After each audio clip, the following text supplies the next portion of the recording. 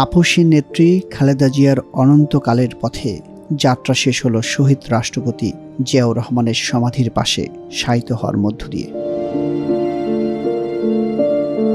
এর আগে দুনিয়ার জীবনের শেষ যখন জাতীয় সংসদ ভবনে এলেন তিনি, তখন তার আশেপাশে লাখো মানুষ। জাতীয় সংসদ ভবনের চারিদিকে কয়েক কিলোমিটার জনসমুদ্র। আর বেগম জিয়ার শেষ যাত্রার খবর জানতে টিভি স্ক্রিন অথবা সামাজিক যোগাযোগ মাধ্যমের দিকে তাকিয়ে পুরো বাংলাদেশ। কারো চোখে পানি, কেউ বা নির্বিকার। 2020 সালে করোনাকালে সরকারি আদেশে কারামুক্তির পর বেগম জিয়া যেখানে বহুবার গিয়েছেন অথবা যেতে হয়েছে চিকিৎসার জন্য, সেখান থেকে বের হলেন 31 ডিসেম্বর সকালে। কিন্তু এবারের বের হওয়াটা ভিন্ন আঙ্গিকে, ভিন্ন বাস্তবতায়। সকালে নিথর দেহের খালেদা জিয়াকে ফ্রিজিং ভ্যানে এভার কেয়ার থেকে নেওয়া হয় গুলশান এভিনিউয়ের বাসায়, যেখানে পরিবার ও দীর্ঘ রাজনৈতিক জীবনের সহকর্মীরা শ্রদ্ধা জানান বেগম জিয়াকে। মমতাময়ী মায়ের পাশে বসে কোরআন তেলাওয়াত করেন বেঁচে থাকা একমাত্র সন্তান তারেক রহমান। এরপর বিএনপির প্রয়াত চেয়ারপারসন বেগম জিয়ার যাত্রা বাংলাদেশের রাজনৈতিক ক্ষমতার কেন্দ্রবিন্দু জাতীয় সংসদ ভবনে।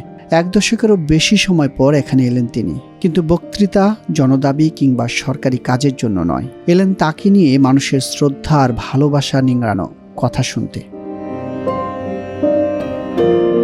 সংসদ ভবনের দক্ষিণ প্লাজা যখন বেগম খালেদা জিয়ার জানাজার জন্য প্রস্তুত, তখন সন্তান হিসেবে মায়ের জন্য দোয়া চাইলেন বিএনপির ভারপ্রাপ্ত চেয়ারম্যান তারেক রহমান।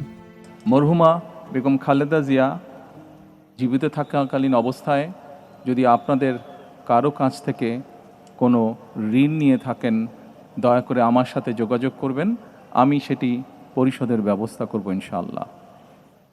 একই সাথে উনি জীবিত থাকাকালীন অবস্থায় ওনার কোনো ব্যবহারে, ওনার কোনো কথায় যদি কেউ আঘাত পেয়ে থাকেন, তাহলে মরহুমার পক্ষ থেকে আমি আপনাদের কাছে ক্ষমা প্রার্থী। দোয়া করবেন আল্লাহ তাআলা যাতে ওনাকে বেহেশত দান করেন। দুপুর 3টার দিকে শুরু হওয়া বেগম জিয়ার জানাজায় অংশ নেন উপদেষ্টা পরিষদের সদস্য, বিভিন্ন দেশের পররাষ্ট্রমন্ত্রী ও কূটনীতিক, দীর্ঘদিনের রাজনৈতিক সহকর্মীরা। ইমামতি করেন জাতীয় মসজিদ বাইতুল মোকাররমের খতিব মুফতি আব্দুল মালেক।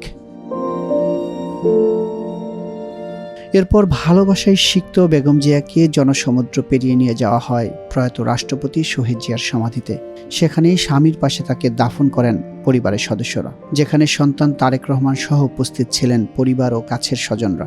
এরপর তার সমাধিতে রাষ্ট্রীয়ভাবে সম্মান ও শ্রদ্ধা জানানো হয়।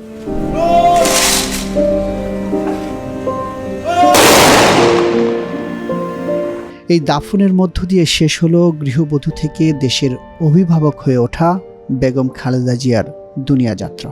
45 বছরের রাজনৈতিক যাত্রায় প্রজ্ঞা, ধৈর্য, সাহসিকতা আর আপসীন চরিত্রের কারণে বাংলাদেশের মানুষের কাছে বেঁচে থাকবেন অনন্তকাল।